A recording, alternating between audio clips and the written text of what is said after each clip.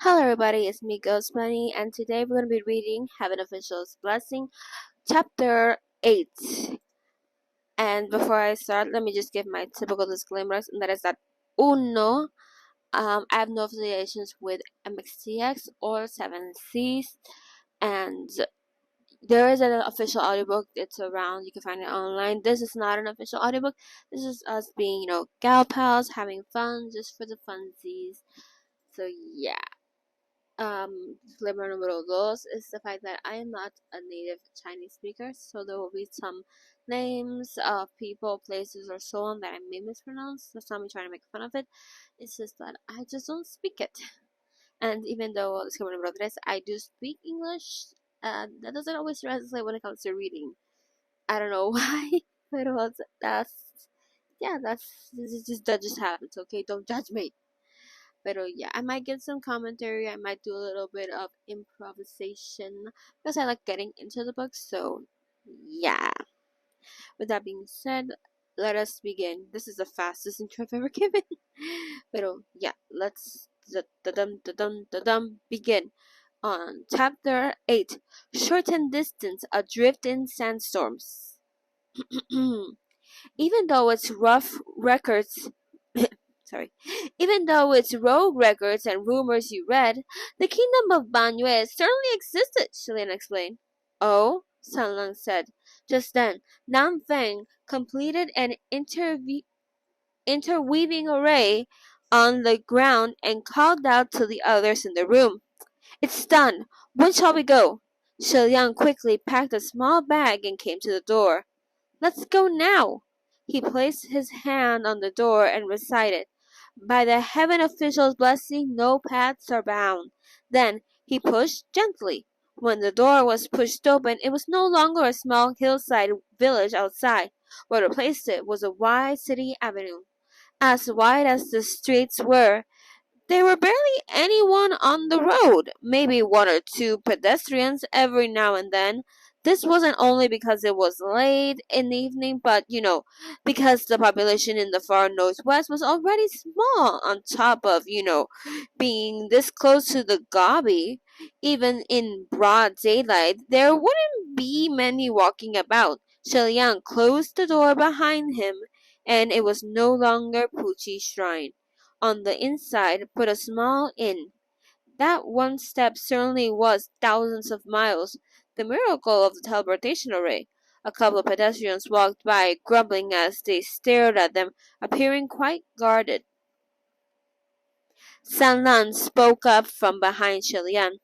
According to the historical records, when the moon sinks in the sky, follow the North Star and you will come upon the kingdom of Banyue. Gaga, look! San Lang pointed to the sky.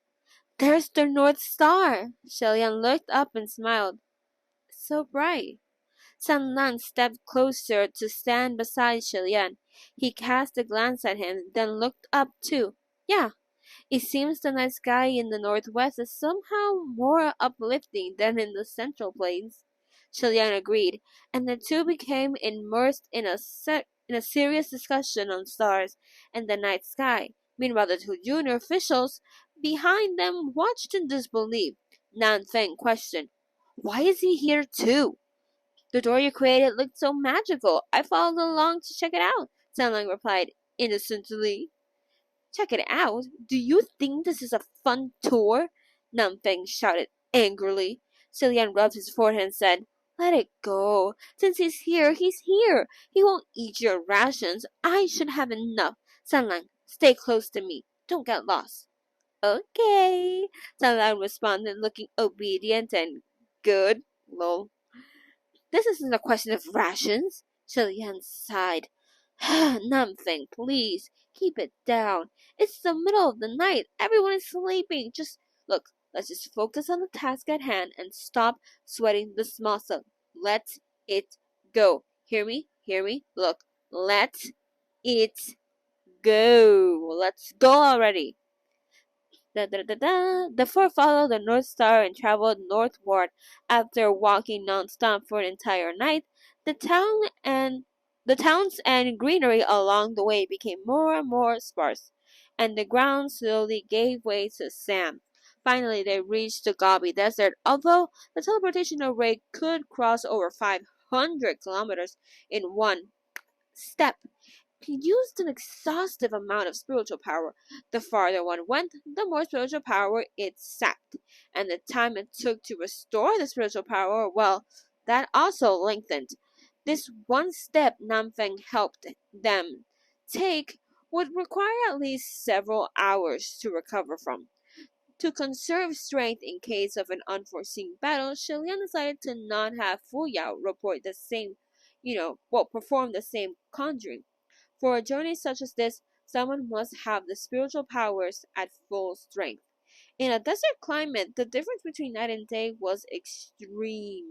The nights were freezing to the bone, but not too bad. However, when it became day, oh, that was another story. The sky was clear and cloudless, giving way to a scorching sun. The sun is a deadly laser. It was as if they were walking in a steaming oven, cooking them alive from the ground. Average day in Puerto Rico. Xie Lian led the way, using the directions of the wind and small vegetations growing under the rocks to find their path. After a while, he looked back, worried that someone may not be able to keep up. Nanfen and Fu Yao were obviously fine, being immortal and all. Seeing San Lang, though, made him laugh. Under the blazing sun, the youth had peeled off his outer red tunic and was using it to lazily block the sun, looking tired and cranky. His skin was pearl white, his hair coal black, and with this red tunic covering his face, his features seemed even more accentuated.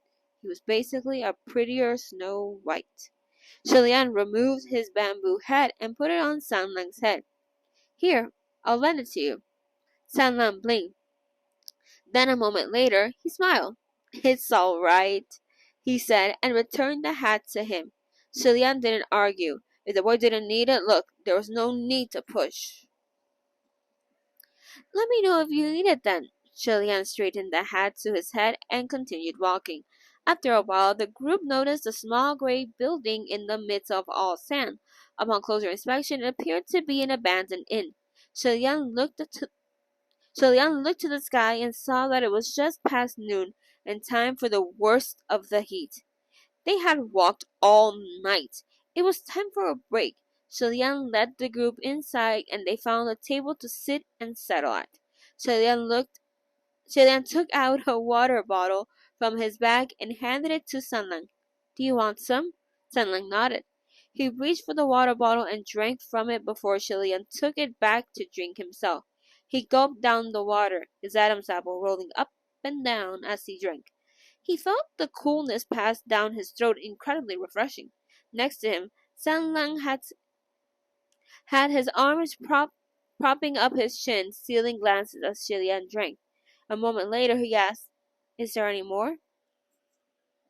Xie Lian whipped away the bit of water that was caught on his moist lips, then nodded and passed over the water bottle again. San Lang was about to reach for it when another hand blocked him from the water bottle in Xie Lian's grip. Hang on, Fu Yao said. He retrieved his own water bottle from his sack and put it on the table, pushing it towards San Lang. I have one too. Go ahead. Xie Lian immediately knew what was happening, what he was planning. Knowing Fu Yao's personality, there was no way he would ever share his water bottle. He and Nanfeng had talked about teasing San Lang the night before, so the liquid in the bottle must be unmasking water. If a normal human was to drink a potion such as this, well, nothing would happen. However, if there were anything but human, the unmasking water would force its drinker to reveal their true form. Since Nanfeng and Fu Yao wanted to test to see if this youth was a supreme, the effects of the potion had to be considerable. San Lang smiled. Gaga and I can share one bottle. It's fine. Fu Yao and Nanfeng eyed Xie Lian, and he thought, What are you both looking at me for? The fuck? Fu Yao said coldly, He is almost empty. Don't worry. Help yourself. Really?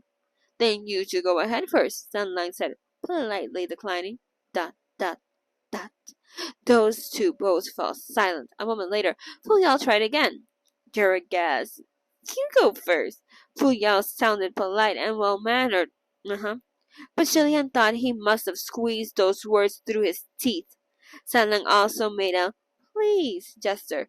You two are followers of the host. Please drink first. Otherwise, I'd be I'd be indecent of me.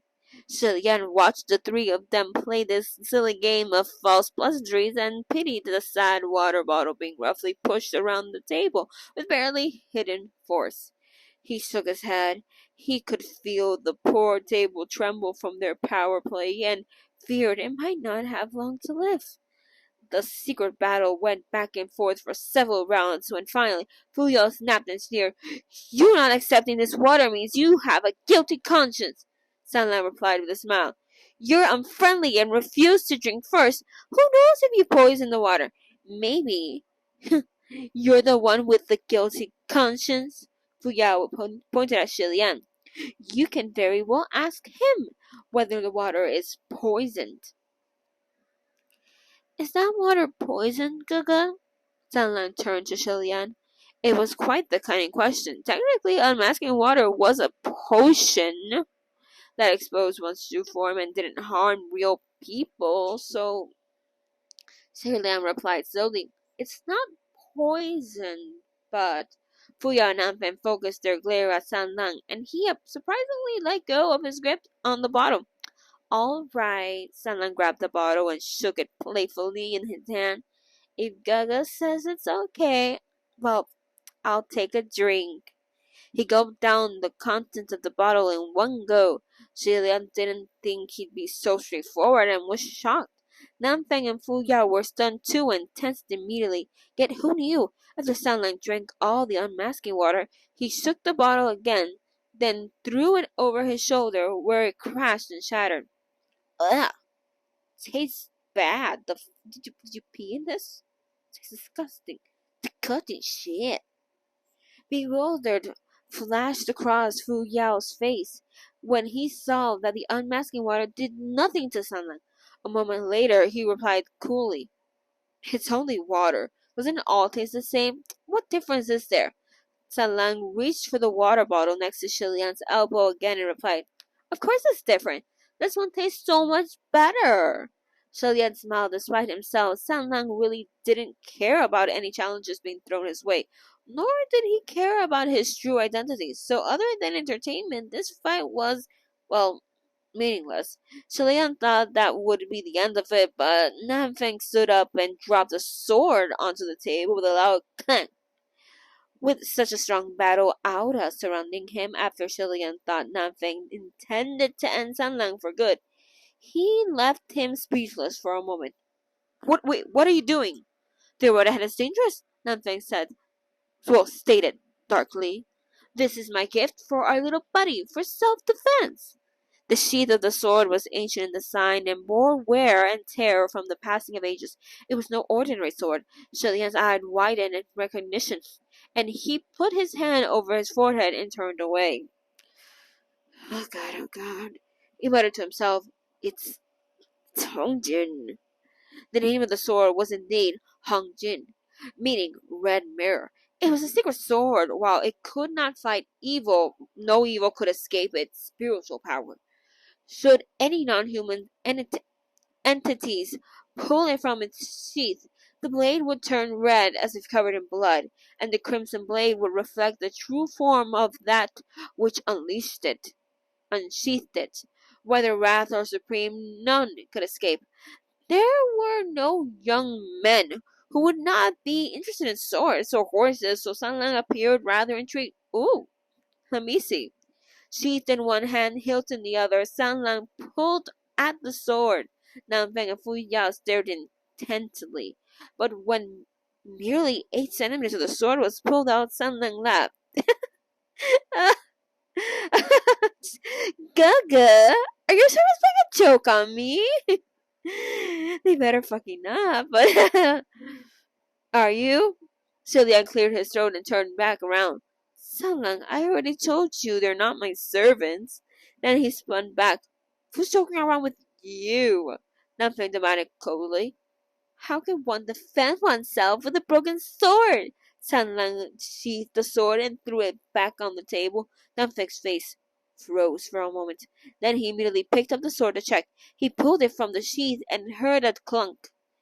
And suddenly, in his hand was now a sharp and chilling broken sword. Han Jing's blade was broken 8 centimeters down. The cute image. It's adorable. Okay, I'm gonna take a photo. It's probably not seeing right now. They look so cute. I love their little widow faces, especially like little Xie Lian's like what?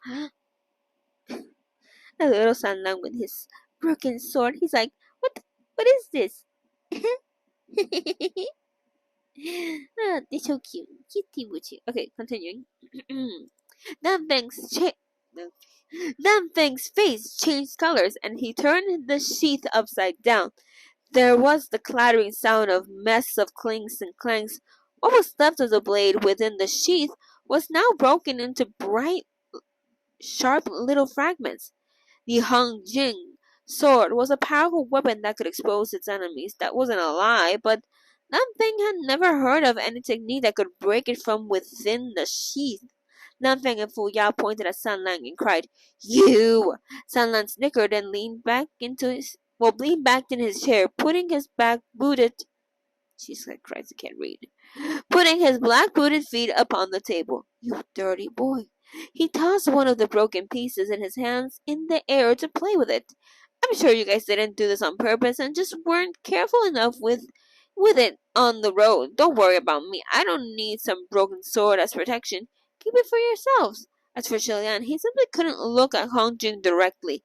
The sacred sword used to be part of Jun Wu's collection. During his first ascension, Xie Lian once visited Jun Wu's palace and thought that despite its lack of combat power, Hong Jing was an incredibly, interesting sword. So Jun Wu gifted it to him. After the first banishment, there was a time when things got really hard, and Xie Lian gave the sword to Fen Xing to pawn. That's right, pawn. The money made from the pawning Hong Jing was enough to fill their stomachs for a few meals. Xie Lian had pawned off too many treasures during that time, and he had forced himself to forget every single one of them, lest his heart bled with regret. Fenching remembered the sword after his ascension and couldn't bear having a sacred object lost among mortals, so he managed to find it again. It was sharpened, cleaned, and hung in the palace of Nanyang, and now, it had been brought down by Namfeng. In any case, whenever Xie Lian saw that sword, his head would faintly ache so he could only look away. He could sense that the other three were about to start bickering again, and shook his head. Instead, he carefully observed the weather outside. The wind was picking up, and Xie Lian noted there might be a sandstorm later. If they continued on their way, could they be able to find shelter? Just then, over the golden sand, two shadows suddenly flashed by. Xie Lian straightened up immediately. Two silhouettes, one black, one white,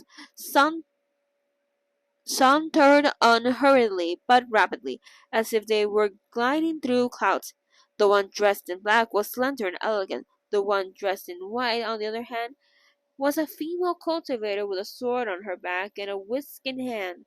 As they sped by the abandoned inn, the black figure didn't look back once, but the white figure glanced over and smiled.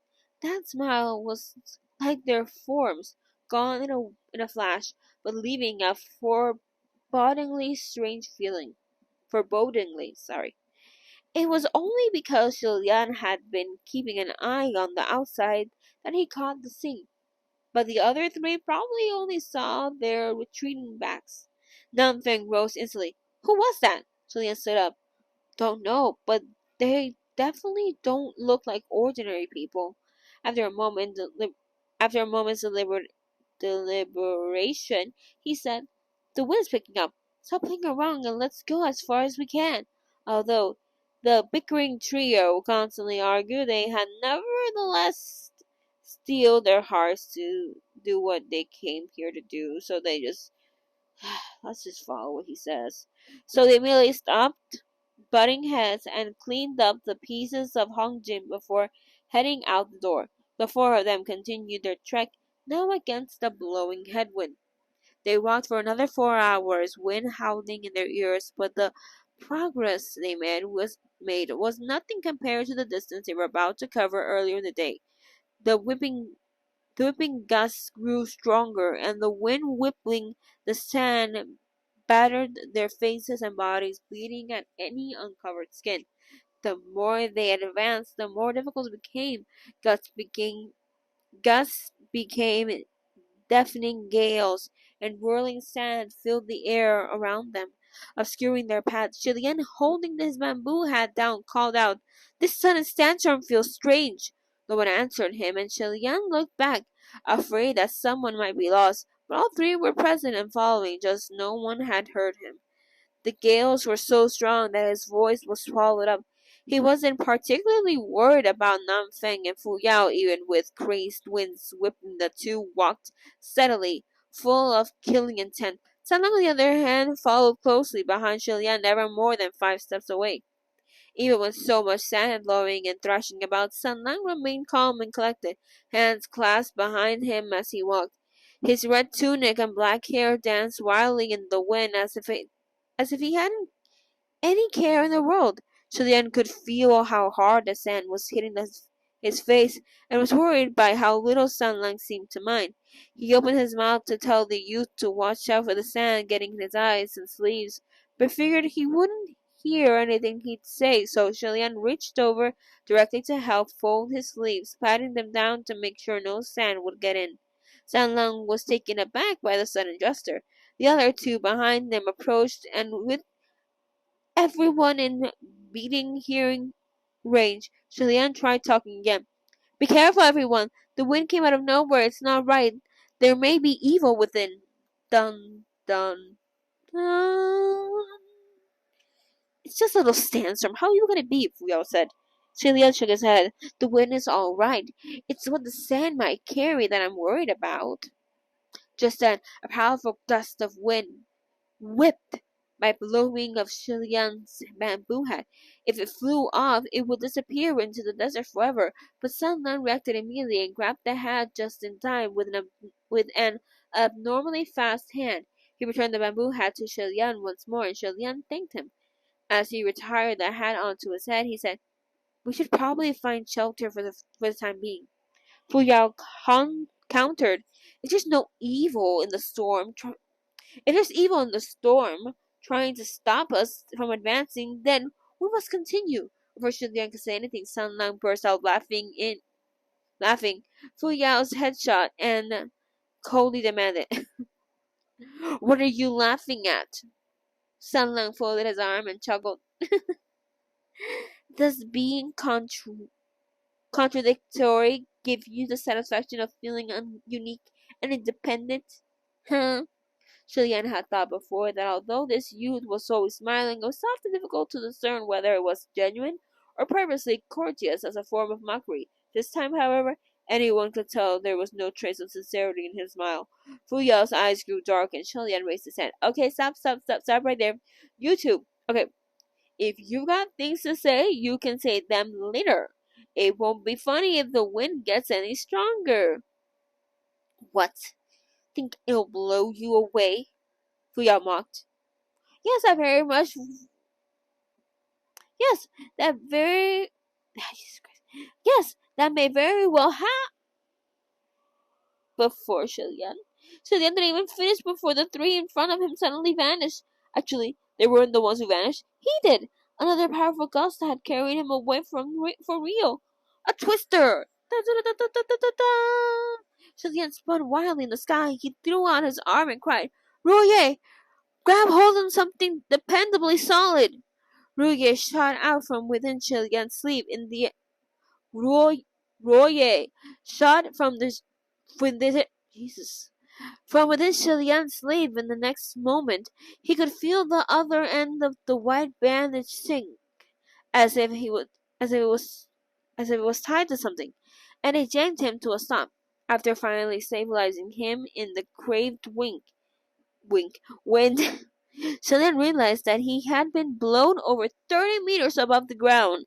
Xie Lian was now like a kite attached to the ground by only a single thread. With sand whipping at his face, he held fast and tried to see what exactly Roye had tied itself to. Squinting and blinking, Xie Lian finally recognized a red silhouette. The other end of Royer seemed to be wrapped around the wrist of the youth in red. Xie Lian told Royer to grab hold of something dependably solid, and he grabbed on to San Lang, of all things. Xie Lian didn't know whether to laugh or cry. He was about to command Royer to grab on to something else when the pull of the arm suddenly grew lighter. Xie Lian's heart sank. It wasn't the feeling of Royer being released by something much worse. Surely enough, the red silhouette suddenly grew closer, and was soon within reach. Sunlang had been dragged into the windstorm too. No! She then tried to shout, "Don't panic!" to him. But the moment he opened his mouth, he got another mouthful of sand. At this point, Xie Lian had gotten used to eating sand. He wanted to tell Sunlang not to panic, but in all honesty, he didn't think the boy would fret in the slightest. Royer continued to withdraw back to Xie Lian, closing the distance between him and the boy, who had just been blown into the sky. As he suspected, Sunlight didn't look the least bit anxious, appearing as if he could calmly open a book and read right then and there. Hey, like me, like I'm what I'm doing right now. Wow. Celine wondered if San Lang had gotten dragged in on purpose. Royer wrapped himself around the waist of the two to tie them together. Celine hugged onto San Lang and commanded, "Go try again, but don't bring up any more people." The silk band shot out again, but this time it grabbed onto Nanfeng and Fu Yao. Celine felt drained. "Royer," he said tiredly. "I said no people, but I didn't mean it so literally, all right." Shazyan twisted himself toward the ground and shouted, "Nanfeng, Fuyao, hang on tight." Down below, of course, Nanfeng and Fuyao did their utmost to try to anchor themselves, but the winds were simply so strong. Soon, no one's to no one's surprise, another two silhouettes joined them in the twister. Twister, twister. Now, all, all four of them were swirling about in the air at high speed. Within the dark yellowness between the heavens and the earth, the twister was like a slanted sand pillar reaching the sky. Four silhouettes tied together by a white silk band were whirling non-stop within it, going faster and faster, higher and higher. "How did you both get blown up here too?" Chilean shouted, enduring all the sand blowing into his mouth. All they could see was sand, and all they could hear was wind, and all they could taste was also sand. They had no choice but to use their loudest voices to shout at each other. "Ask your dumb Roye!" Fu Yao yelled back, spitting out sand as quickly as he got mouthfuls of it. Shilian seized his dumb Roye with both hands and said woefully, "Oh, Roye, all four of us are counting on you now. Please, I'm begging you, absolutely do not grab the wrong thing again. Now go!" With heroic solemnity, Shilian released Roye once more. "Stop relying on that toy. Think of something else," Nanfeng roared. But just then, Shilian felt a tug from the other end of the silk band and lit up. "Wait! Give it one more chance. It's caught something." "It better not be a random passerby. Let the poor person go," Fu Yao roared. Shilian was also afraid of the same thing. He tugged back at Royer, but it remained taut and firm, and Shilian let out a breath of relief. "It's not. It's something solid, quite stable." Then he commanded Royer, "Pull!" Royer rapidly shortened again against the force of the craved twister. The four silhouettes were quickly pulled out of the wind pillar, and gradually, in the midst of boundless yellow sand, Shilian could make out the contours of something large, black, and half round down below. This landmark was extremely big, about the size of a small temple. It was what Royer had latched onto. When they came closer to the ground, Shilian could finally see clearly that this round structure was actually a giant boulder. In a windstorm of such force, this boulder was like a solid, silent fortress, no doubt the perfect shelter. While on the road earlier, however, none of them had seen such a rock. Who knew how far that strange twister had taken them? When they landed, they immediately circled around to the back of the boulder to shelter from the wind. The moment they went around, understanding dawned on Xie Lian. Thank the heaven official's blessing.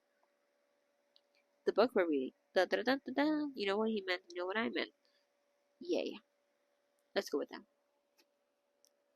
Turned out in the back of this boulder there was an opening. The hole was as wide as two doors, but only half the height of one.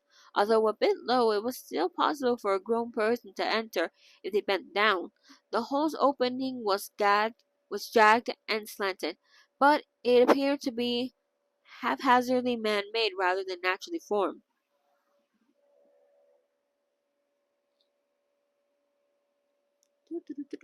Oh yeah. When Xie Lian entered, he discovered that the inside of the boulder was hollowed out and quite deep. It was dark further inside, so he didn't bother trying to look around and settled down where there was light. He brushed the sand off Royer and wrapped it back on his wrist. Nanfeng and Fu Yao were both spitting out sand and covered in it from head to toe, from their eyes to their ears to their mouths and noses, and all over their clothes. They peeled off their outer robes and shook them out. They were heavy with fine grains of sand. Of the four of them, only Sanlan looked unruffled as he lazily dusted himself off and made himself proper again. Other than his lopsided ponytail, his carefree form remained unaffected. The ponytail had been tied by Xie Lian and was askew to begin with, so a little wind made no noticeable difference anyway. Nanfeng whipped his face and started cursing while Xie Lian dumped sand from his bamboo hat. I didn't think you two would get pulled in as well. Why didn't you use the 1,000-pound weight spell? We did. It was useless. Nanfeng spat angrily. From the side, Fu Yao was still ferociously shaking sand out of his outer robe and said equally ferociously, "Where do you think we are? This is a desert in the northwest, not the main domain of my general." Nanfeng contained. The north is the territory of the two General Peis, and the west belongs to Chuan Yizhen. You won't find a Nanfeng temple within 100-kilometer radius of this place. There is a saying in the moral realm. There's a saying in the mortal realm that even a powerful dragon cannot win against the local snakes, as Nanfeng and Fu Yao were deputy generals of the southern and southwest. It couldn't be helped that that their powers were restricted when they tried to use them outside of their own territories. Seeing their incredibly sullen and frustrated faces, Xie Lian thought this was perhaps the first time they were sent flying by a huge wind to tumble in circles without any way to land. "You two have worked very hard." Sunlight sat down next to him and propped up a cheek with his hand. "So, are we gonna sit here until the storm blows over?" "Looks like we'll have to." Xie Lian turned to him and replied, "As strong as the twister is, it can't possibly blow a giant rock into the sky. You never know. Like you said, there's certainly something off about that wind." A sudden thought came to Xie Lian. "Sanlang, may I ask a question?" "Ask away," Sanlang replied. "That state preceptor of Ban Yue, is it a man or a woman?" Xie Lian asked. "Did I not mention earlier?" "She's a woman." "Just as I suspected," Xie Lian thought. "Earlier when we were resting at the abandoned inn, didn't we see two figures pass by?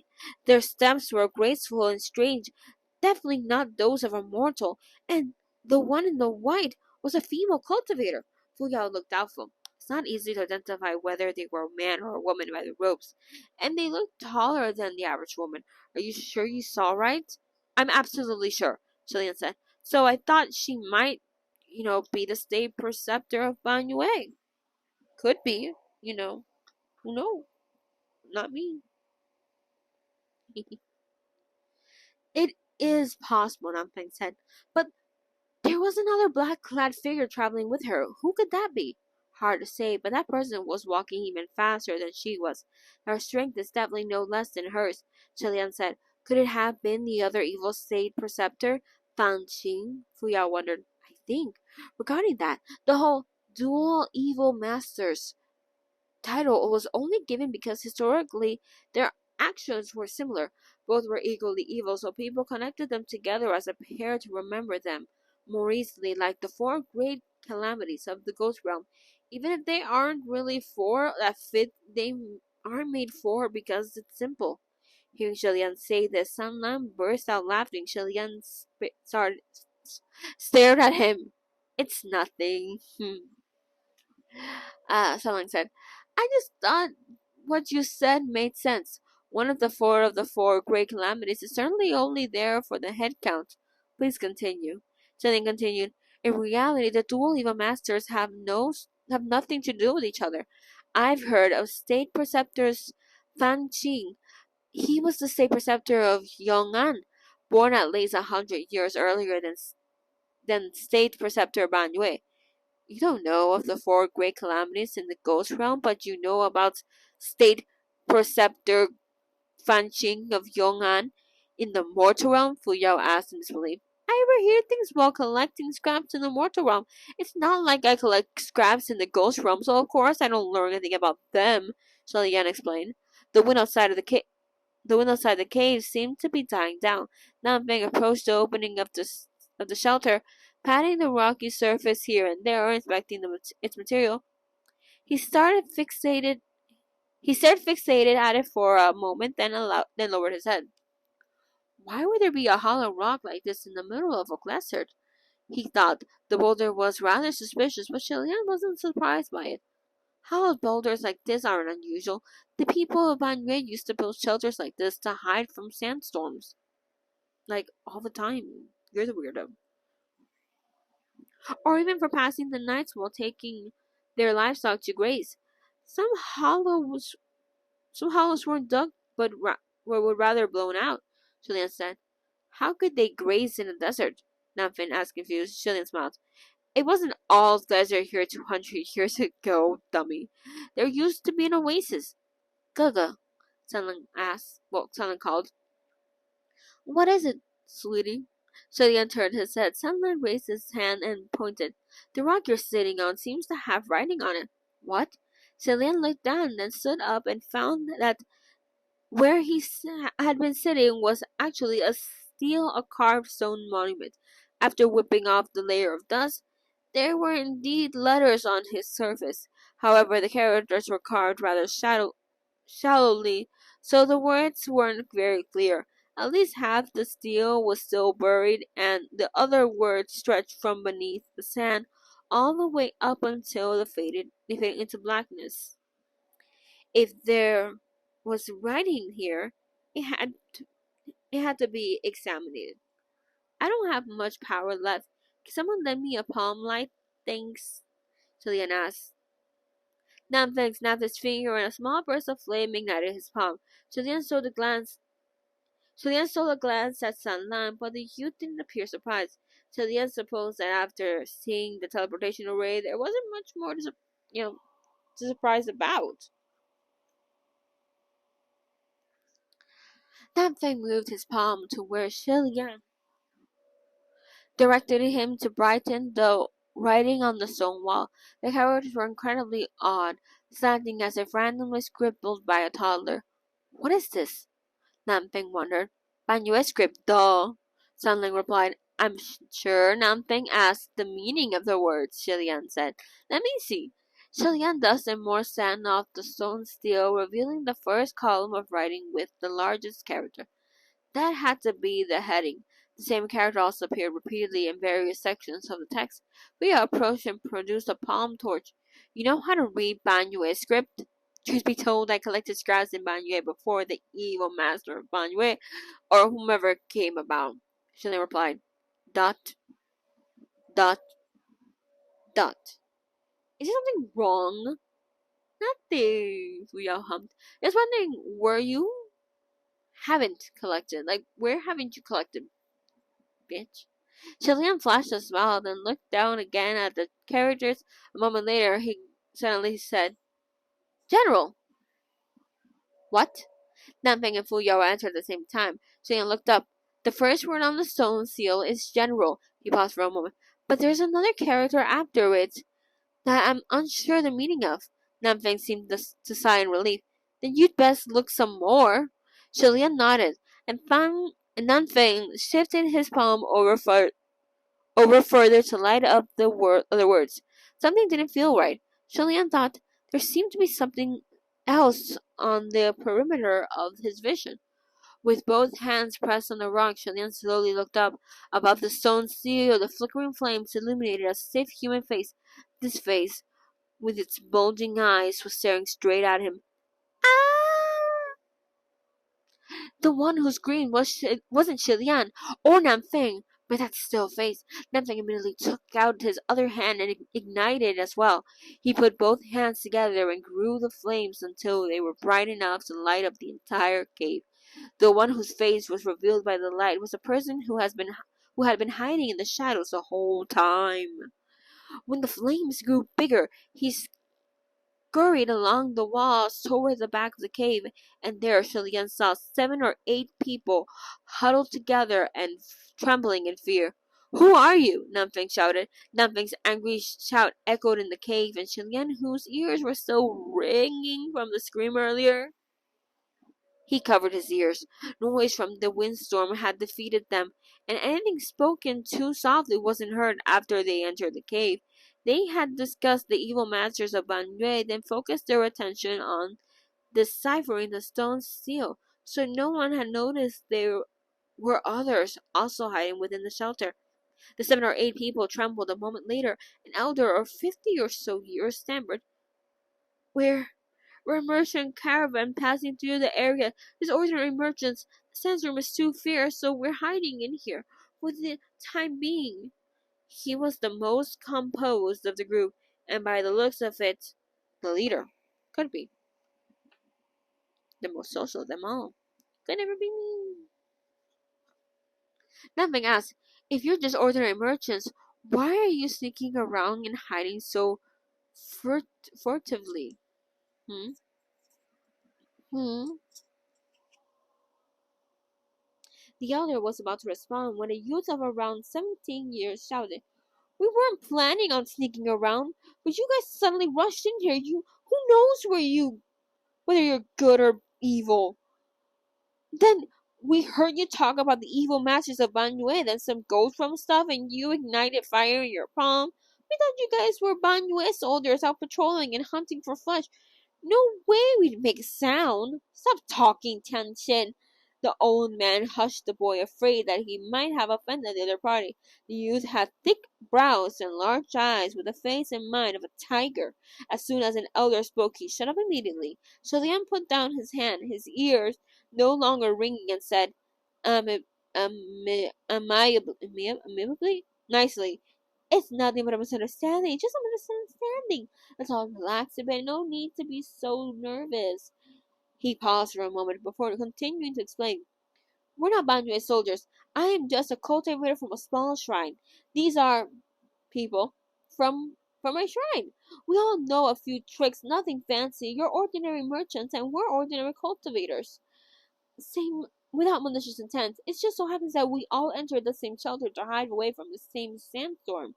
His voice was soft and gentle, each word spoken slowly to calm everyone's nerves.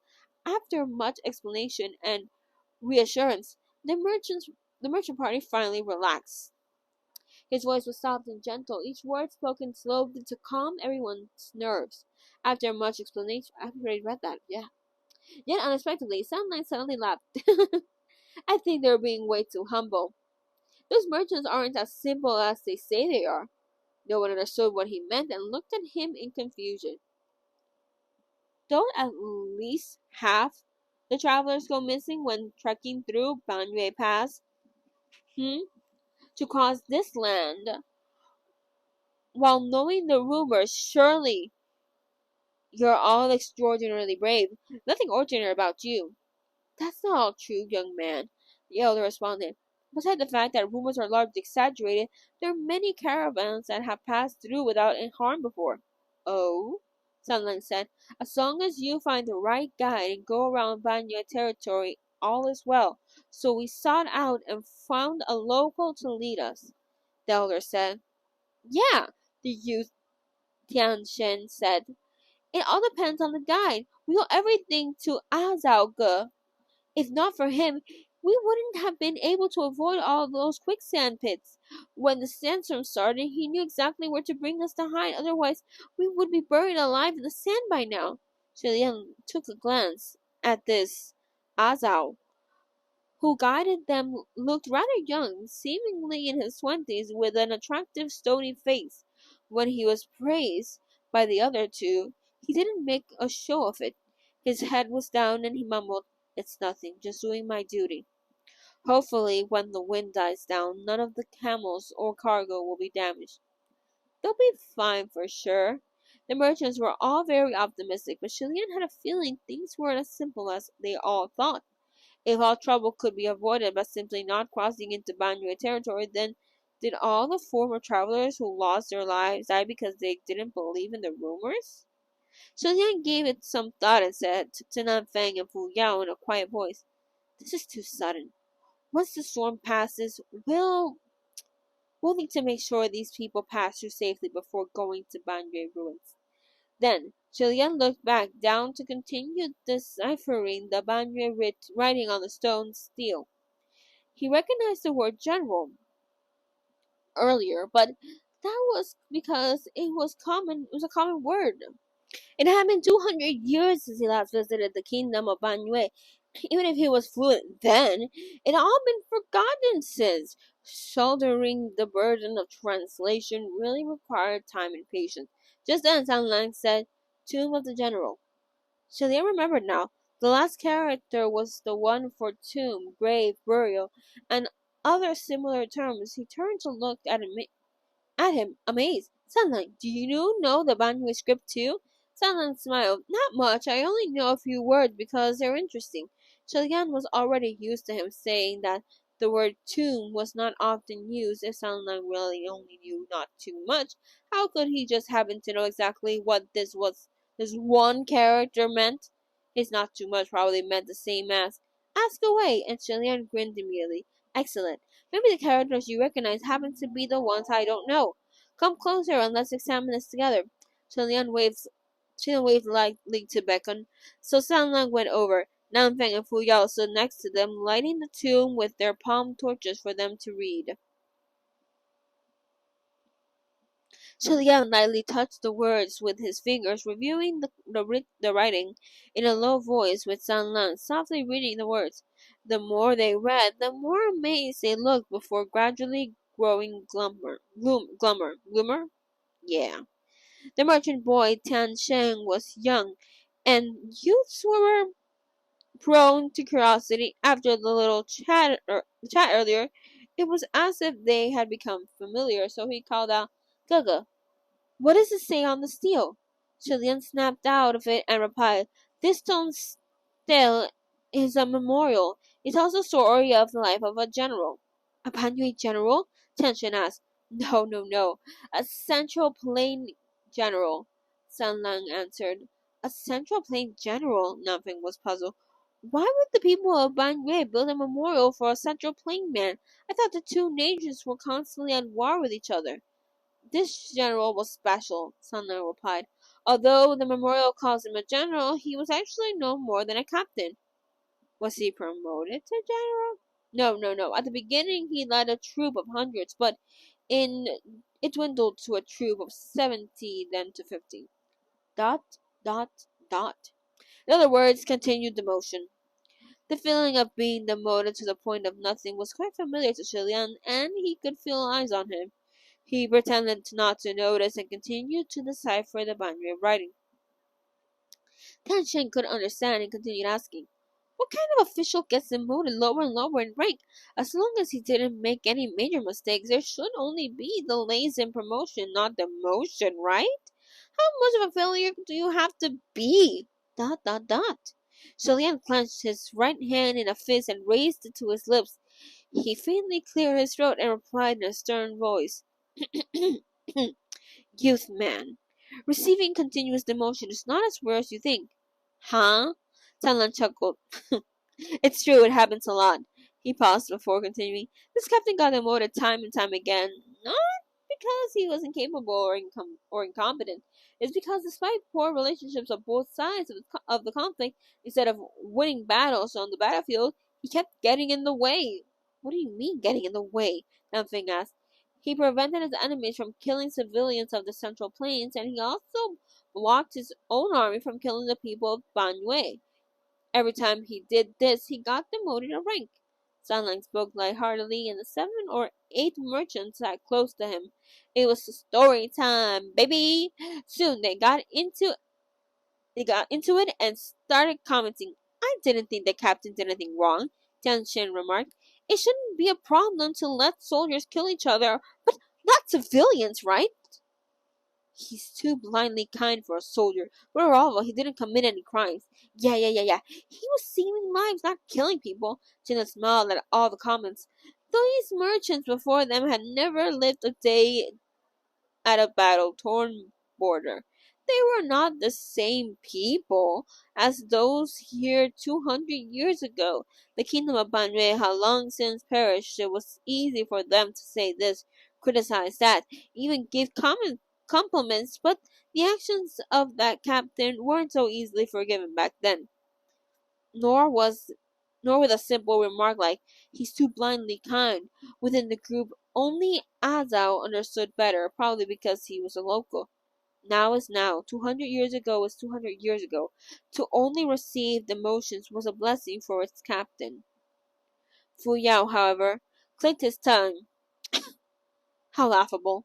Xie Lian could pretty much guess what he was about to say and rubbed his forehead.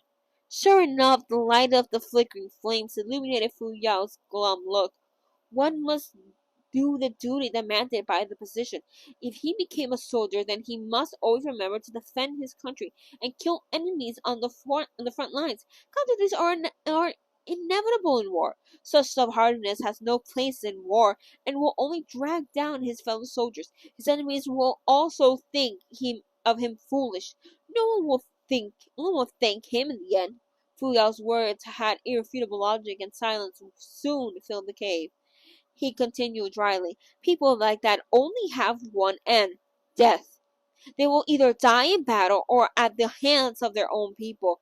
After being struck speechless for a moment, Xie Lian broke the silence. Yeah, you're right. He did die.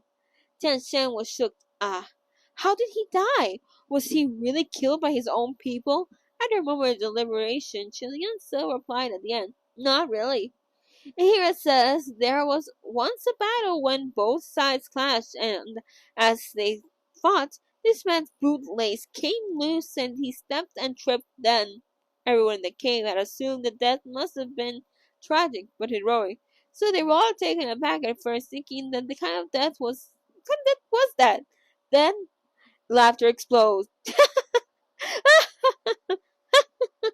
He was trampled by the soldiers on both sides, who were blinded by murderous rage, and was cut down by a mass of random weapons. Is it funny? Sanlang replied. Quirked. Sanlang quirked a brow. Sholian also piped up. Yeah, it's rather tragic. Let's be more sympathetic and not. No, stop it. Stop laughing. Okay, we're in his tomb after all. Let's give him some face. I don't mean anything malicious by laughing, Tian Sheng immediately claimed. But his death is just so... it's just... You get it. There was nothing Xie Lian could do. Rereading the epitaph to this point, even he wanted to laugh. He didn't comment and continued to translate. In any case, even though this captain didn't have a good reputation in the army, some of the border citizens of both Banwei and Yongnan were very grateful of his efforts, so they called him General. They built a simple stone tomb for him and erected a stone stele to remember him by.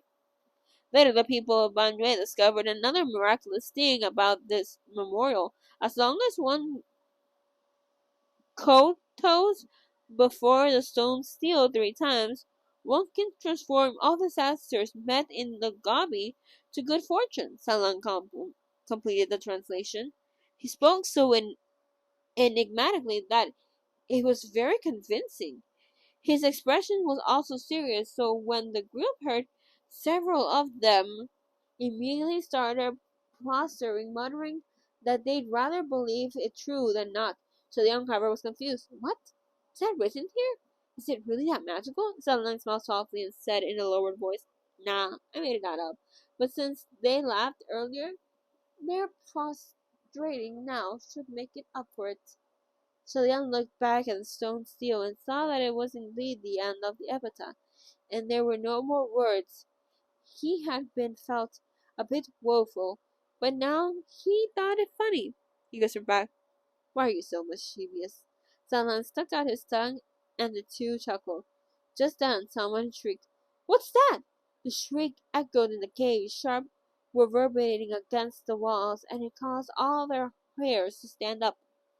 Shilian instantly turned toward where the shriek came from and demanded, What happened? Where the merchants were once prostrating, everyone had jumped up in a flash and scurried away in fear and alarm. Snake! Nanfeng and Fu Yang moved their palm towards the commotion and lit up the ground at the direction. Curled on the sandy floor was the slender, brightly colored snake. Why is there a snake?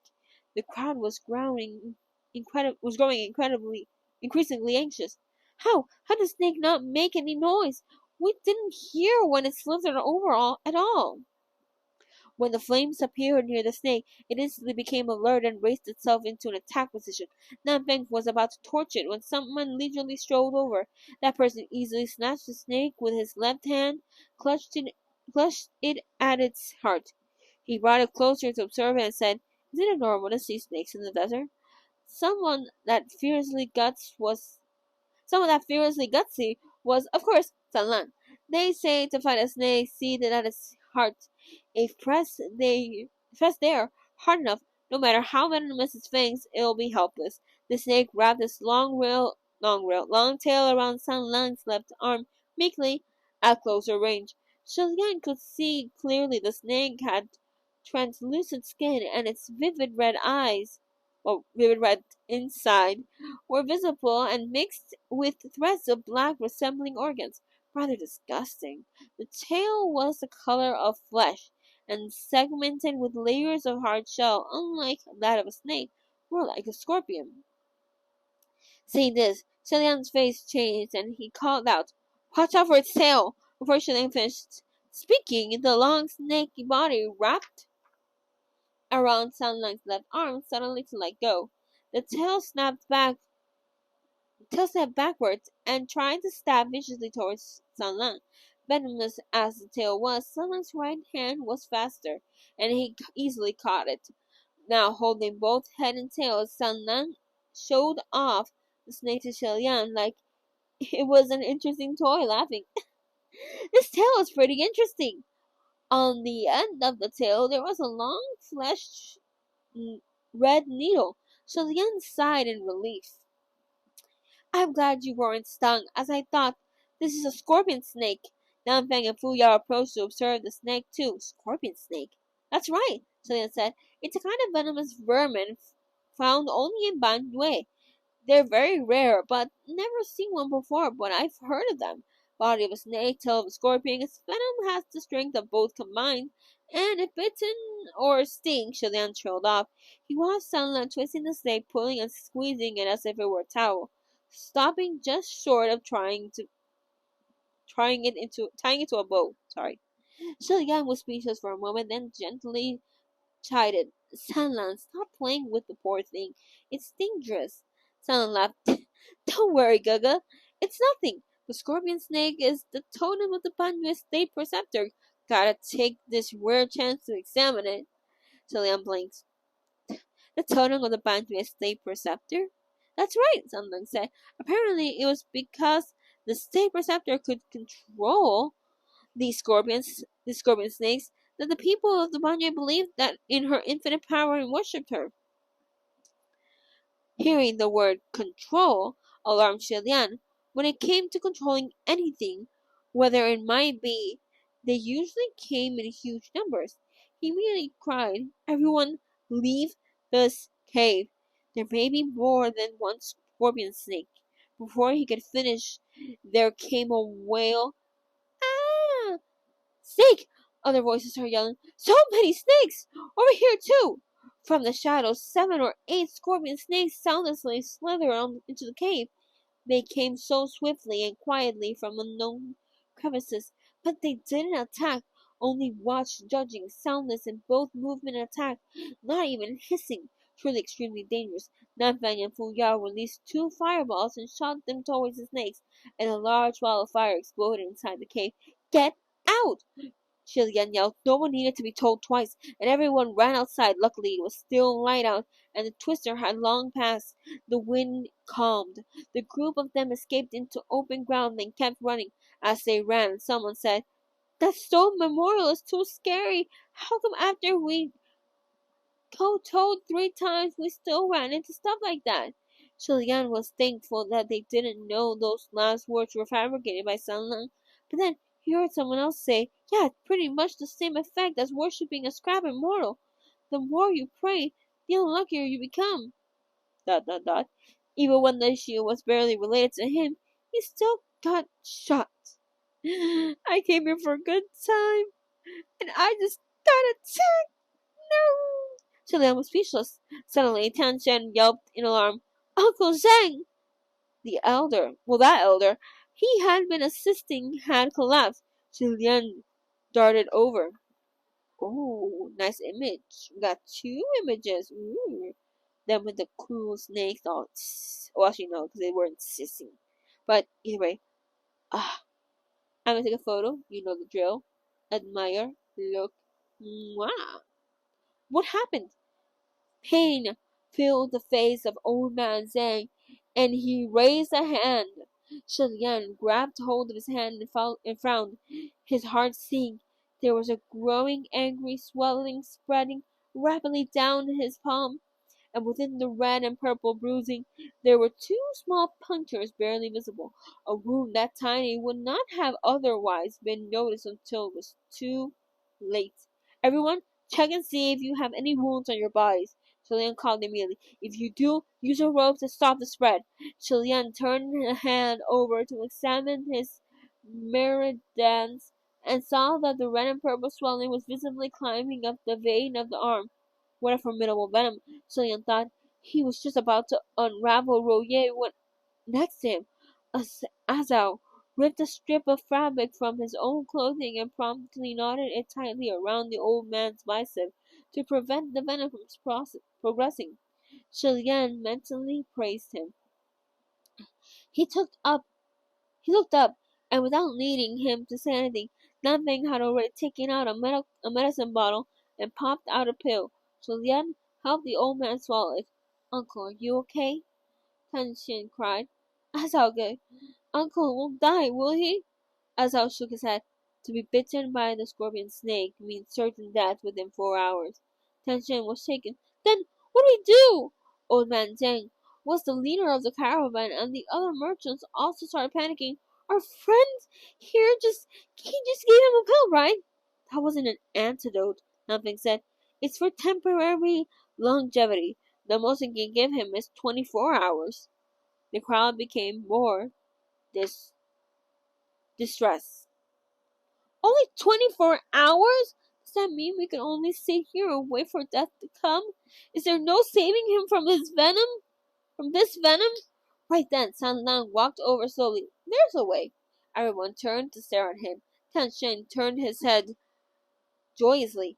"Salta, if there's a way, why didn't you say so? Gave me a fright." However, Azao stayed silent and shook his head. "Of course it's not easy for him to say," Sunlang said. "How could it possibly be? How could he possibly tell you that the bitten one can only be saved at the cost of everyone else's life?" "Sunlang, what do you mean?" Xie Lian asked. "Gaga, do you know the story behind the scorpion snake?" Sunlang asked. "In the legend, many hundreds of years ago, there was once a king of Banyue who, while hunting inadvertently caught 2 spirits born from 2 venomous creatures. one snake and one scorpion. The two venom spirits cultivated deep within the mountains, ignorant of the world and causing no affliction. Nevertheless, the king considered their nature and believed they would cause evil sooner or later, so he decided to execute them. They begged and begged for their lives. They begged and begged for their lives to be spared, but the king was cruel. He forced the two creatures to mate in front of him, you sick bastard, and his ministers to serve as entertainment at one of his many banquets, and after the feast they were executed. Only the queen pitied the two creatures, but she feared going against the will of the king, so all she could do was pick the leaf of a fragrant fragrant fern and cast it to the cover of the corpse. The snake and scorpion became vengeful spirits, immediately resentful, and they cursed the descendants born from their mating, to forever remain in the kingdom of Banwei to destroy its people. Ever since then, scorpion snakes were found only within Banwei territory. Should anyone be bitten or stung, the venom would spread through their body like a wildfire, and they would die a miserable death. However, thanks to that one act of kindness by the queen, the fern leaves used to cover their corpses because the antidote for the venom, I mean, became the antidote. So those ferns became the antidote to the venom. The plant is called Shan and it only grows within the borders of Banwei. San Lang finished. Is is the legend true? Can it be believed? The merchants asked anxiously. Buddy, this concerns life and death. Don't joke around with us. San Lang smiled, but nothing refusing to speak. But said nothing, refusing to speak more after telling Xie Lian the tale. Tian Sheng turned towards Azao. Zhao Ge, is what red clad Gaga said true? After a moment of hesitation, Azao replied, whether the legend is true, I do not know, but the Shanwei plant does grow within the walls of Banwei, and it is indeed the antidote for the scorpion snake venom. Meaning the only way to live after getting bitten is to venture into the kingdom of Banwei, Xie Lian said. No wonder so many caravans passed through Banwei's territory, despite knowing the deadly rumors. It wasn't that they were defiant and stubbornly went to seek their own deaths, but rather that if they didn't go, they would most certainly die. The scorpion snake was the totem of the evil master of Banwei, and she also controlled them. The appearance of those snakes was no mere coincidence. With only a few heavenly officials like them here, there was no way that could ensure the absolute safety of the entire merchant group. And there was no telling how many more snakes would show. Xie Lian raised two fingers and pressed them against his temple, trying to connect with the heavenly communication device. He couldn't connect to the array, couldn't reach out at all. So Lian lowered his hand and wondered, I didn't use up all my spiritual powers, did I? I calculated this morning and there was still a little bit left. He turned to Nanfei and Fu Yao. Can either of you try to enter the communication array? I'm getting no connection. After a moment, the other two also looked grim. I can't get it either, Nanfei said. There were cases where the connection would become fuzzy near highly evil auras potent enough to diminish the power of the various heavenly officials and sometimes cut them off completely. It seemed that, well, that was the situation they were in now. Xie Lian paced back and forth and wondered out loudly, it might be because we're too close to the kingdom of Banwei, so the communication array is blocked. Just then, in the corner of his eyes, there was a flash of red. Nan Feng and Fu Yao were busy trying to connect with the communication array, and everyone else was occupied checking for wounds on their bodies. The boy Tian Sheng was anxiously holding tight onto the old man's neck, and didn't notice a wide red scorpion snake soundlessly climbing up his spine. curling next to his neck and opening his mouth. However, the fangs were not aiming at Tension's neck, but at Sunlight's arm right next to it. The snake leaned back, then pounced. In the speed of a second before the snake had a chance to sink its fangs into Sunlang, Shinling's hand shot out and snatched it right in the heart with blinding precision. Given his strength, Shinlian could crush the snake's heart if he wanted to, rupture its innards, and spill its insides. But not knowing whether the snake's flesh was also poisonous, he didn't dare to press harder. Shinlian raised his other hand to grab for the tail, but the snake was slippery and artful, making it difficult to catch. Shinlian squeezed, but he only felt something soft and cold slither away from his finger. The next moment, a sharp needle pain flattered, flared from the back of his hand. The scorpion tail. Dun dun dun dun. After the sting, Shinlian snatched the tail and captured the snake properly, then squeezed down hard until it fell unconscious. Even having been stung, Shinlian's face never changed, and he tossed the unconscious snake onto the ground. Indifferently, everyone, be careful. There may be more snakes around. He felt a tight grip of the wrist before he finished and looked to see that it was Sanlan who caught hold of him. Sanlan. Shinlian was slightly taken aback. The reason he sounded confused was because at that moment the expression of the youth's face was off. It was unexpectedly frosty, almost to the point of being frightening. His eyes were focused intently on the tiny wound on the back of his hand. The wounds themselves were originally the size of needle punctures, but the venom was vicious. The back of his hand had immediately swelled up angrily with a large patch of purpley red, and those small punctures wounds had visibly enlarged the size of knife cuts. With a dark expression, Sanlang wordlessly snatched Roye from Xie Lian's arm and immediately knotted it firmly on his wrist, preventing the venom from advancing. While Roye enjoyed snugging up to Xie Lian, wasn't normally that well behaved, and yet in Sanling's hand it was so compliant it was like it was dead. We got a third image. This chapter is really long, but we got a third image. Oh my god! It's Sunlight sucking up the poison. It's so beautiful. Okay, near the drill. Photo. Ka-ching. Okay, let's go on. For all the time they'd known each other, Shilian had never seen Sanlang look like this. You've known him for like less than a week. He opened his mouth to speak, but Sanlang turned to pull a dagger off his waist of one of the merchants. He just snapped. Nothing saw and knew instantly that Sanlang was about to do, and he ignited a palm torch without sparing a look. Sanlan burned the tip of the dagger to disinfect it before turning back to Shilian and drawing a cross over the punctured wounds. Just as he was about to lower his head to the hand, Shilian hurriedly said, "It's okay. The venom is aggressive. It's okay. The venom is aggressive. Sucking it won't do much. I don't want you to get poisoned." Sanlan ignored Shilian's protest, tightening his hold on Shilian's hand and placing his lips upon it.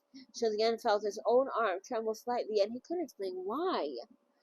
Next to him, Fu Yao said in disdain, "I can't believe you went and got yourself stung. What were you doing catching a snake when the kid might not have even been bitten? You're just causing unnecessary trouble."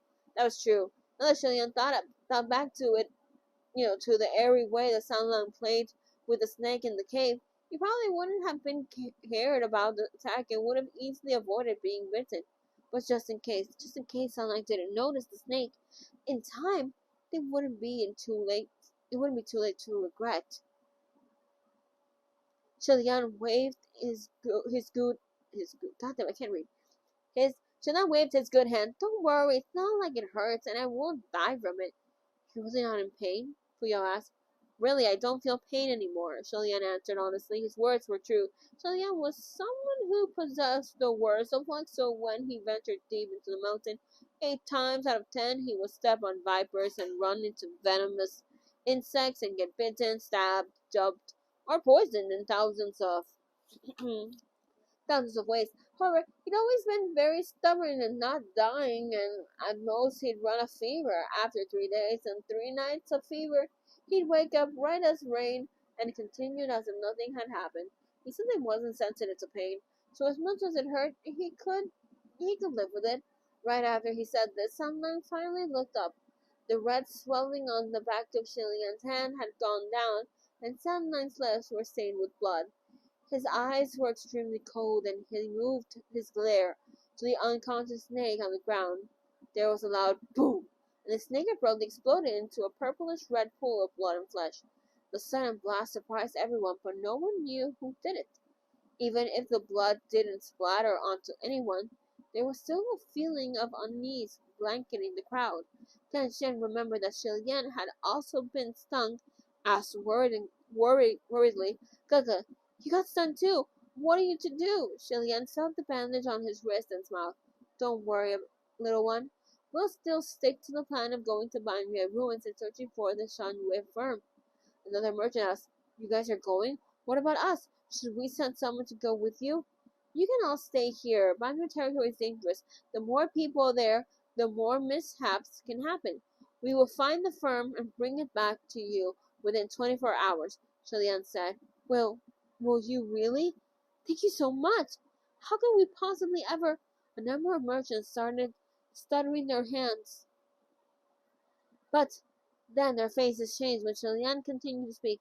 In order to reach Banyu as soon as possible, I want to borrow your guide temporarily.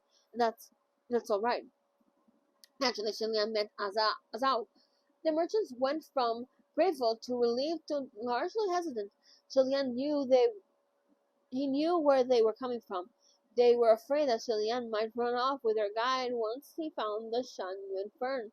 Or even if Azao didn't run away, he would still be greatly delayed. Nevertheless, none of them wanted to venture into the wicked place where at least half go missing. So it was a huge dilemma.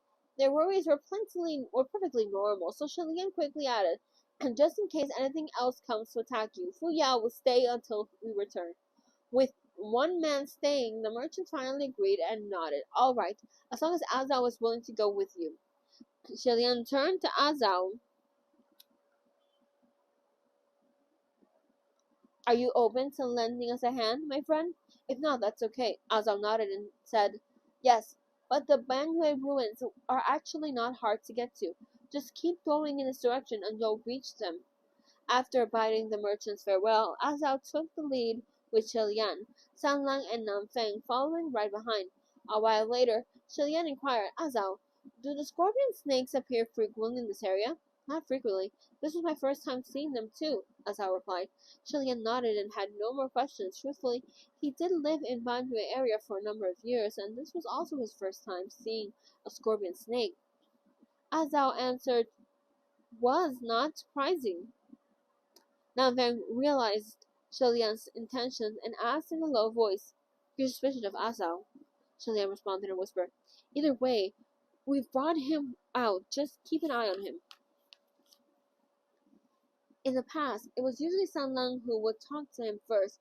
Xie Lian wasn't sure if it was because of the incident earlier, but the youth still looked rather upset. Walking without speaking a word, Xie Lian couldn't figure out what was going on and didn't know how to talk to him, so he kept on walking as well. The four continued to trek through the vast Gobi Desert for close to an hour. The windstorm had long since passed, and without any obstruction, they advanced quickly. Soon, they could see ragged weeds here and there, growing in cracks in the rock and sand. By the time the sun was setting, Xie Lian finally spotted an ancient walled city on the on the horizon. The city was difficult to see because it was the color of sand camouflaged by the yellow, so it became one with the desert. Some parts of the city walls were caved in and buried in the sand. As they approached, they found that the walls were extremely high, towering over 30 meters. It wasn't hard to imagine the city's past magnificence, how grand it must have been, passing through the Barbic, Bar, Barbican. The four formally entered the kingdom of Bandui. Past the gates was a wide and empty city street with dilapidated houses on each side of the rotten beams and broken bricks strewn about. Perhaps out of habit, Azal cautioned the others, please be careful and don't leave the group on your own. The other three didn't need that reminder. The actual boundary city was far different from what they imagined. Nothing wondered. It's the kingdom of Banyue. It's smaller than a capital. A lesser country is only as big as the oasis it's built on, Xie Lian explained. At its peak, the population was only about 10,000. It's actually pretty lively in a small city like this.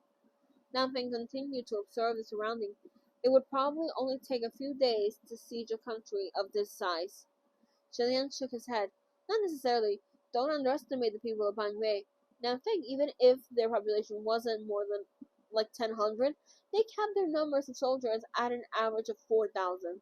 There were more men than women, aside from the sick and old, and the farmers. Most men joined the army, besides the majority of the soldiers who were over 3 meters tall, so each more violent than the next.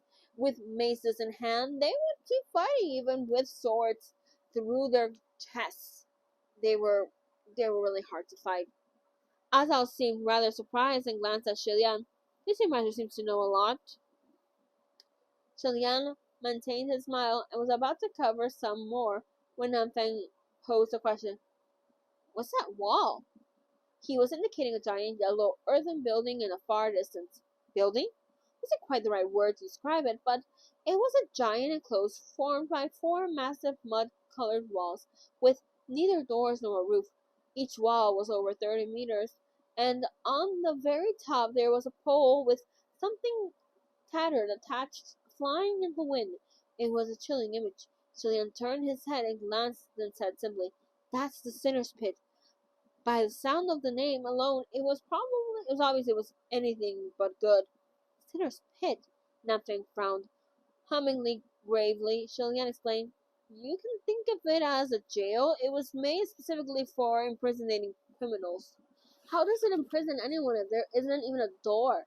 Throw them in from the top? Nanfeng wondered. Xie Lian was hesitant to answer when Sanlan suddenly spoke up. They do get thrown in. And the pit is full of venomous snakes and starving beasts. Xie Lian was relieved to finally hear him speak, but when he looked over to Sanlan, the boy met his gaze and turned away. Nanfeng swore. That's no fucking jail. That's torture. How cruel. The people of Panyu were either sick in the head or savage psychos. Xie Lian rubbed his forehead. Not all of them were like that. Some were quite endearing. He paused suddenly, his brows furrowing. Wait! The other three stopped, and Xie Lian pointed upward. Look at the poles above the pit. Is that a person hanging from it? In the dimming light of the setting sun, and at such a distance, it was difficult to see what exactly was hanging from the pole. But getting closer and squinting the shape, it became obvious that it was a scrawny little person in black, their clothes unkempt, dangling in the wind like a ragdoll. Is that a person? Sanlan confirmed. It is a person, Sanlan confirmed. When Azal saw the hanging person, his face paled. This was such a bizarre and anguishing display that even a calm individual like him couldn't bear the sight of it. Just then, Sanlan tilted his head and said in a low voice, "Someone's here." He wasn't the only one who noticed. Xie Lian also heard feather-light footsteps approaching. The four immediately moved to hide in the many decaying houses on the roadside. Xie Lian and Sanlang entered one house, and Nanfeng and Azal hid in the other one across the street. Soon after, at the end of the broken street, the female cultivator in white appeared.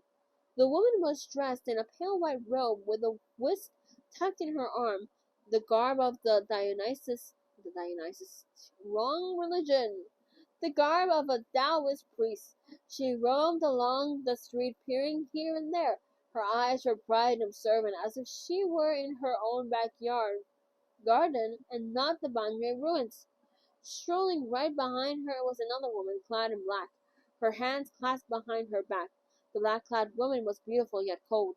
Her eyes were piercing, her raven hair long and free, and it was like she radiated chill from her very person. Although she was walking behind the female cultivator, no one would mistake her for a subordinate. These were the same who they seen outside the abandoned inn at noon. At the time, they had passed by too fast, and Xie Lian couldn't make out the details of the lady in black, but he now saw clearly that she was indeed a woman. If the one in white was the state preceptor of Banwei, who was the one in black? The state preceptor swished her whisk leisurely and spoke. Now, where did they go? We were careless for one moment and they all disappeared. Do I have to dig them out and kill them one by one? Just as Xie Lian thought. They were being watched from the moment they stepped foot into the city. The lady in black approached and stoically said, You can call your friends to help you kill them. By friends, she must have been the soldiers of Banwei. The state preceptor of Banwei laughed. I don't like calling other people. I like calling you. Aren't you glad? The lady in black ignored her completely, and said coolly, There's nothing agreeable about being called out by the likes of you. For something like this, just go. The state preceptor of Banwei arched her brows, but still sped away. Listening to them, it sounded as if they were close. They were no ordinary folks, so the lady in black must be someone of renown. Someone who would be close to the state preceptor of Banwei, a mysterious fellow cultivator, or was there a queen or general they didn't know about? Xie Lian was trying to connect the dots rapidly in his mind, but he held his breath. Now wasn't the time to be discovered. It looked like the state preceptor had an unpredictable personality. If she should find them and excitedly summon her legendary 3-meter tall mace-wielding Banyu soldiers, more time would be wasted fighting them. 24 hours, 1 hour wasted was another hour. They'd sink deeper into danger, but there was no helping his bad luck. Whether he didn't want to happen would always happen.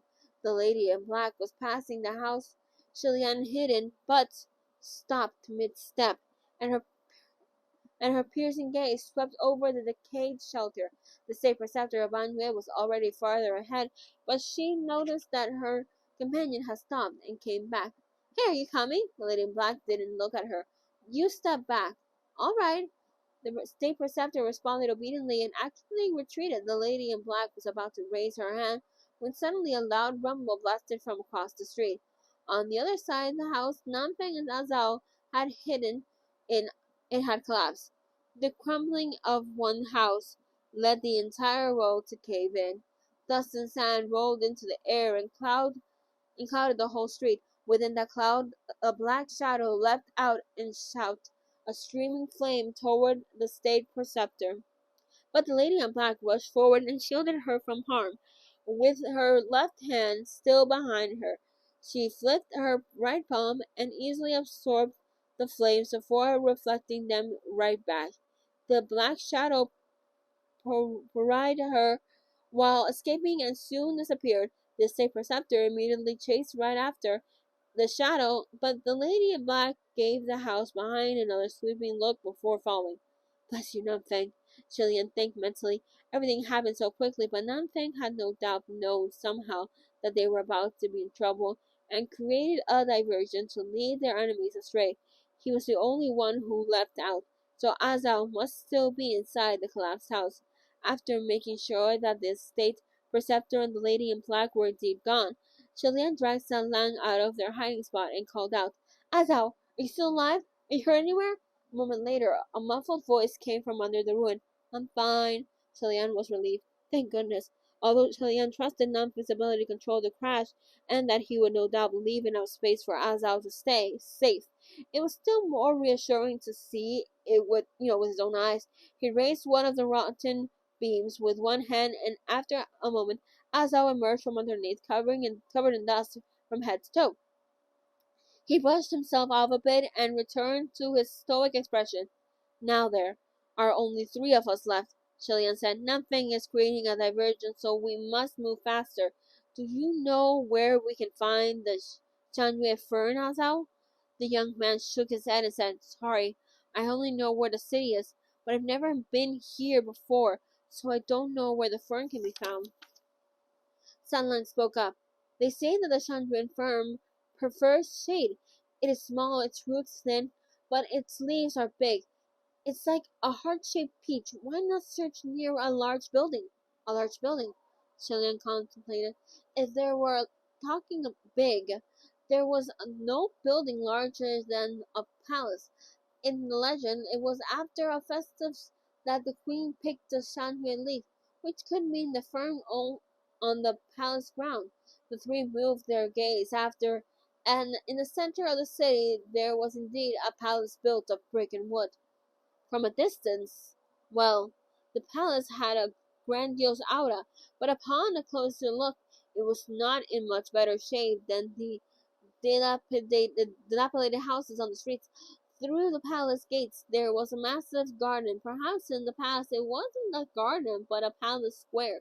With years of neglect, weeds had flourished and spread. Indeed, it wasn't sand beneath their feet now, but mud. This was most likely the last sign of the oasis that once was, and the Shanwei fern could very well be growing amongst all the other plants. Let's not waste time, Xie Lian said.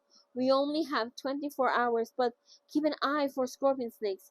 Azao and San Lang both hummed in acknowledgement and lowered their heads to start searching through the plants. As they rummaged, it suddenly occurred to Xie Lian that if the state preceptor of Banwei could control scorpion snakes, there should be an abundance of them slithering about in her interior. Ever since they entered the city, they had not seen a single snake. He straightened up and was about to speak when one of his hands fell on a long object. Looking down again, he found there was a human leg. Wah! Xie Lian withdrew his hand and was struck speechless. It occurred to him that every time he was faced with something horrifying incident, or so, or saw or touched anyone frightening in the dark, it was always the other party who would scream before he could say anything.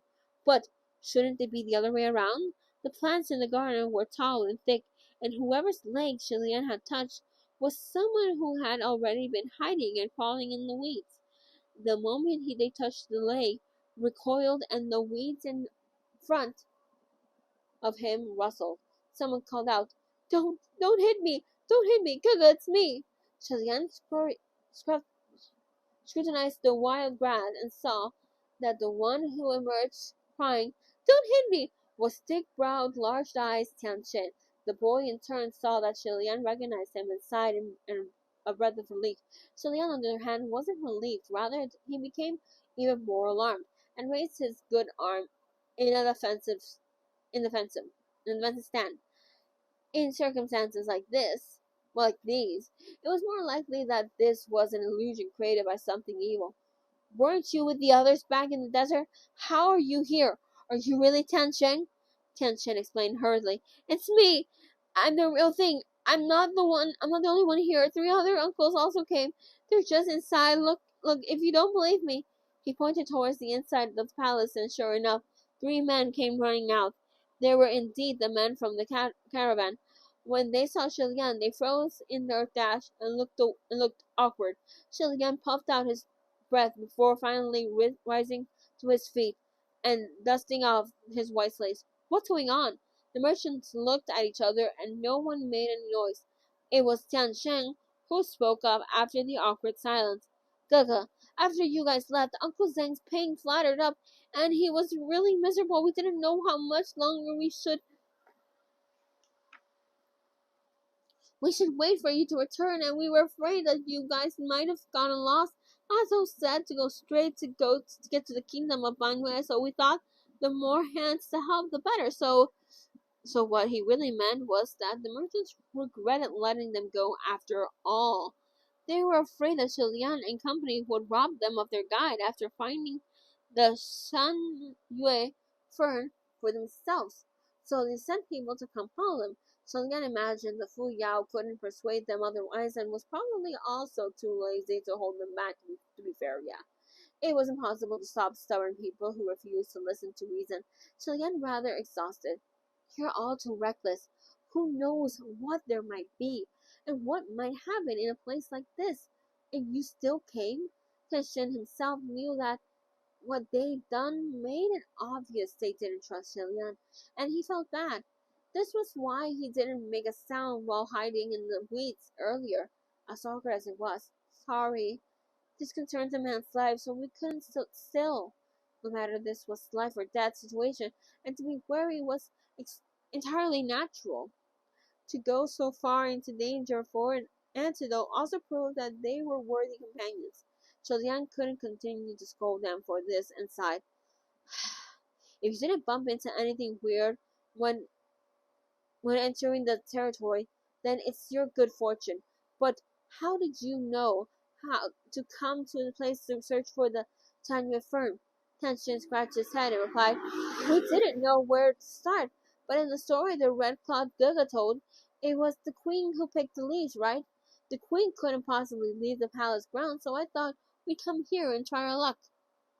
Well, this child's mind could certainly spin, and it spun right to the target, Xie Lian thought. Just then, San Lang spoke up from the side.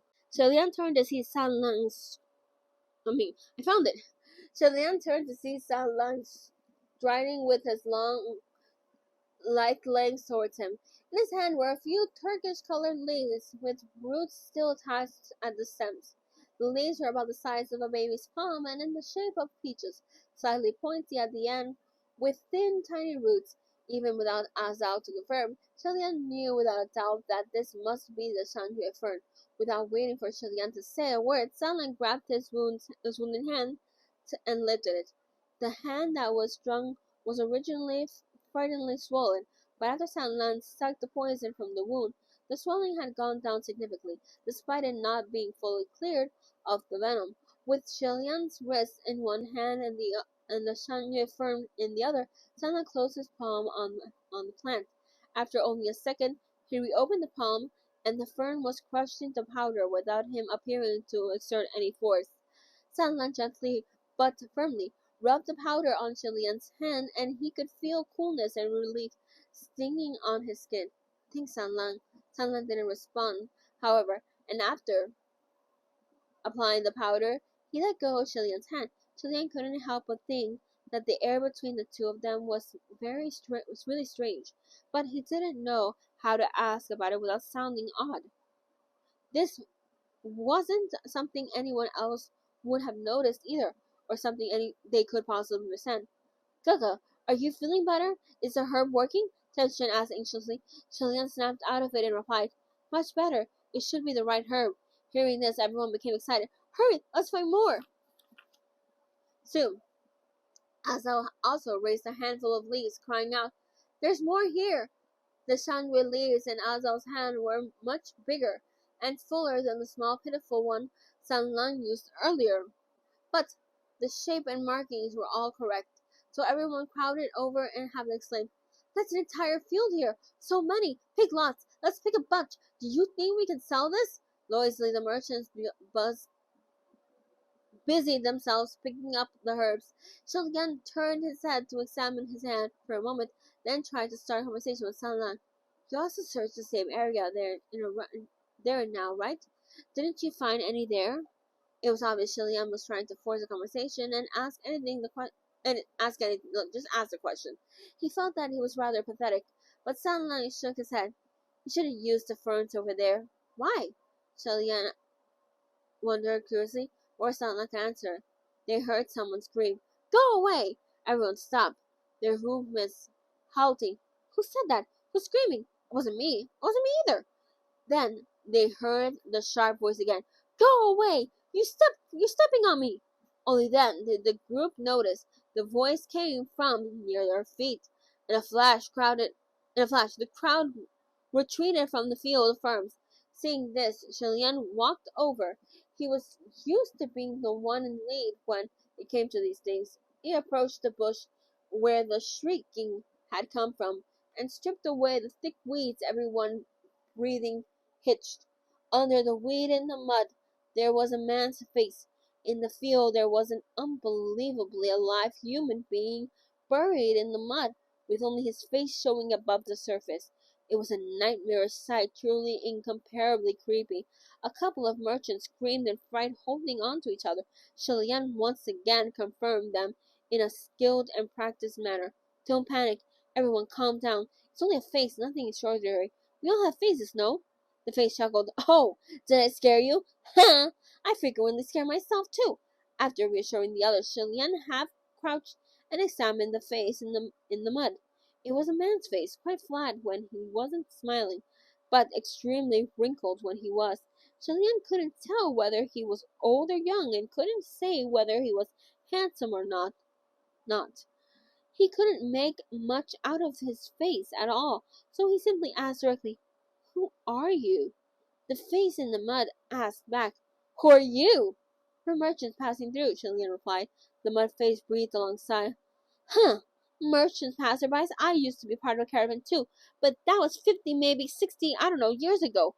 The situation just got freakier. Was a man buried in the ground of an old city ruin for 50 or 60 years still human?" One of the merchants shakily asked in trepidation. Then, how did a senior like yourself get here?" The mud face cleared his throat and screwed up his face. I I was captured by the Vanyan soldiers. I accidentally entered the city. They caught me and buried me here and made me the fertilizer for their Shanbei ferns. No wonder the herbs in their hand were big and full. They were fed with live humans. The merchants immediately dropped all the plants in their hands, feeling as though they were touching corpses. Xie Lian couldn't help but glance at the hands too, but heard San Lang say, "That one was fine. It wasn't from there." No wonder that even though San Lang had looked through that field earlier, he left it to pick a small, almost withered fern from elsewhere. He probably saw what was in the soil and gestured that the herbs were grown with human fertilizer, so he ignored the lot completely and turned around and walked away until he found normally grown herbs in a remote area that was clean and clean of corruption. Only after finding those herbs did he apply them to Xie Lian's hand. San Lang was considerate and careful. "Thank you. Thank you truly," Xie Lian said. San Lan nodded his head, but his face was still gloomy. Ever since Xie Lian was stung by the scorpion snake, San Lan had behaved like this. A couple of days ago, it was all "Gaga this, Gaga that," but now he hardly called him Gaga anymore. Other than sucking poison and applying herbs, San Lan seemed to be avoiding bodily contact with him as much as possible, and this thoroughly puzzled him. Xie Lian thought, well, he couldn't grasp what he was thinking, and it was making him feel unsettled. Just then, the mud face began to speak again. "I haven't seen real people in so many years. Can you come closer and let me see you all properly?" The merchants all looked at each other, everyone thinking they best not to do what he asked. After a while, seeing no one step forward, the mud face muttered, "What? What? You don't want to? Huh? What a shame!" "Why is it a shame?" Xie Lian turned and asked. "There's something that's been bothering me ever since you all arrived," the mud face said. "So I want to confirm with my own two eyes, which is why I asked you to stand closer to me to see. I want to see each and every one of you clearly to make sure." "Make sure of what?" Xie Lian replied. The mud face cackled. "Don't be scared if I tell you. There's some amongst you I've met before, 50 years ago or so."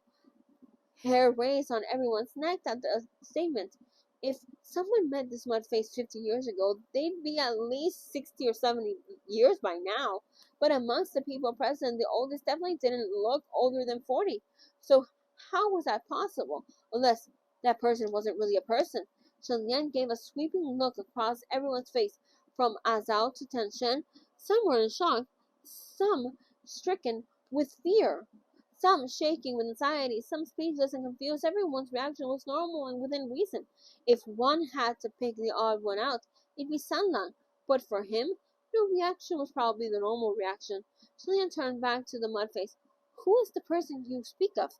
The facial muscles of the mudface twitched, and it gave an exceedingly freaky smile, as if it was giving its all to make itself look more reliable, but it couldn't fully conceal its sinister smirk hiding beneath. He beckoned mysteriously. "You. Come closer and I'll tell you." Mm-hmm. Xie Lian believed him 80% the first time the mud face asked, but after this, maybe 50%. Who knew this monster was only luring them closer to commit some evil deed? Of course, Xie Lian wouldn't listen to him.